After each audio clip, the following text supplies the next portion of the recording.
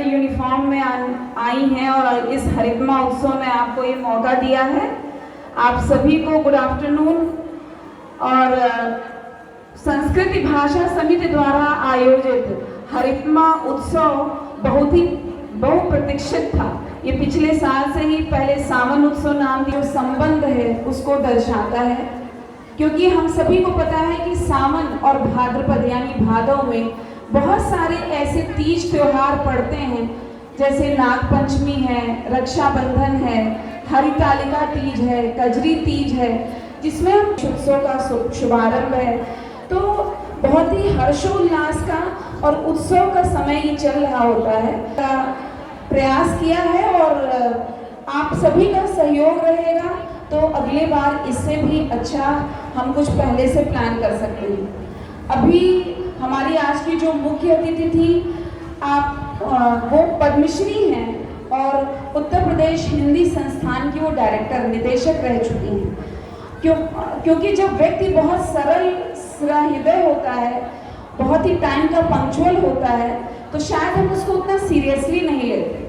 पर आपको ये जानना बहुत ज़रूरी है कि आपके बीच बहुत ही बड़ी महान विभूति हमारे बीच आई थी, जो उत्तर प्रदेश में पद्मश्री ऐसे आसानी से नहीं मिलता है। उत्तर प्रदेश में जो हमारी भाषा है, जो संस्कृति है, उसके संवर्धन के लिए लगातार वो प्रयास कर रही हैं। इस उम्र में भी आपने देखा वो आकाशवाणी दूरदर्शन के विभिन्न कार्यक्रमों में भी पहले प्रतिभाग करती थी, उनकी प्रस्तुतियां होती थी। और आज उन्होंने जब आपके समक्ष अपने उद्बोधन के बाद यानी जो साहित्य है, कला है, इसके बारे में बताया और उसके बाद जब उनसे आग्रह किया गया एक प्रस्तुति के लिए, तो उनके भाषण से ज़्यादा उस प्रस्तुति में उनकी आवाज़ में दम था, क्योंकि वो उनका पैशन है, वो उनकी हॉबी है।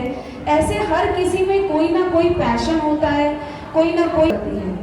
और आपको हमेशा इस चीज़ का ध्यान रखना है कि कोई ना कोई रुचि आप जरूर रखें, चाहे आप गाने की रुचि रखें, चाहे आप नृत्य की रुचि रखें, आदि कोई भी रुचियाँ आपकी हो सकती हैं। क्योंकि जो रुचियाँ हैं वो आपको जो आज के समय का स्ट्रेस है, उस स्ट्रेस से जो है आपको लड़ने की क्षमता प्रदान करता है, आपके स्ट्रेस को कम करता है। और हरितमा उत्सव मनाने के पीछे हमारी नई शिक्षा नीति भी है। नई शिक्षा नीति ने जो 10 समितियां बनाने की, कमिटीज बनाने की बात की है, उसमें से एक कमेटी जो है संस्कृति भाषा कला की जो है समिति है, और उस समिति के ऑफलाइन कार्यक्रम कराए जाएं, जिससे कि जो हमारी छात्राएं हैं, जो हमारी संस्कृति की वाहक हैं वर्तमान में भी, और जो है आप इस संस्कृति को सीखेंगे और उसके बाद आगे की जनरेशन को इसको पास करेंगे, तभी आपकी आगे की जनरेशन भी इसको जान सकेगी।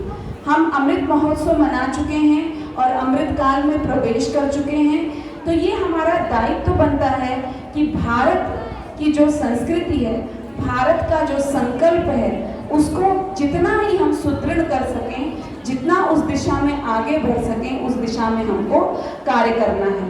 और आप सभी जो हैं इसके ब्रांड एम्बेसडर्स हो सकते हैं हमारी संस्कृति। वैसे तो महिलाएं होती ही हैं ब्रांड एम्बेसडर, हमारी संस्कृति के वाहक के रूप में उनको देखा जाता है, क्योंकि जितने भी व्रत तीज त्योहार होते हैं आप देखिए तो उस जहाँ सब 95% जो है महिलाएं ही उसको मनाती हैं। लोग कहते हैं आप क्यों भूखी प्यासी हैं, फिर भी वो कभी अपने बेटे के लिए, कभी अपने पति के लिए, या कभी समाज के पूरे घर को समाहित सम्मिलित करती हैं, तरह तरह के पकवान बनाती हैं। आप अब अपनी दादी को, अपनी माँ को, अपनी बड़ी बहनों को अगर देखिए तो आप भी इतनी बड़ी हैं कि आप भी उसका एक पार्ट होती होंगी कि होली आती है तो अलग व्यंजन बनते हैं, दिवाली आती है अलग व्यंजन बनते हैं, आपका सावन और भाद्रपद में अगर हम देखें तो ट्रेडिशनल मिठाई घेवर और आने जाती है।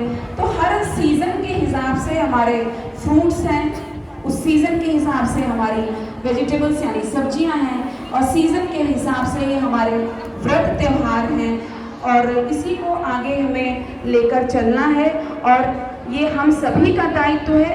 आप अगर उसमें पार्टिसिपेट नहीं करते हैं तो जो हमारी शिक्षिकाएं हैं, मेरा उनसे ये अनुरोध है कि कृपया ऐसी छात्राओं का जो ऐसे मुख्य दिवसों पर कार्यक्रम जब होते हैं उस दिन एब्सेंट होती हैं तो उनको उनके 1 नंबर तो उनके जो 5 नंबर होते हैं उसमें से काट ही लिए जाएं।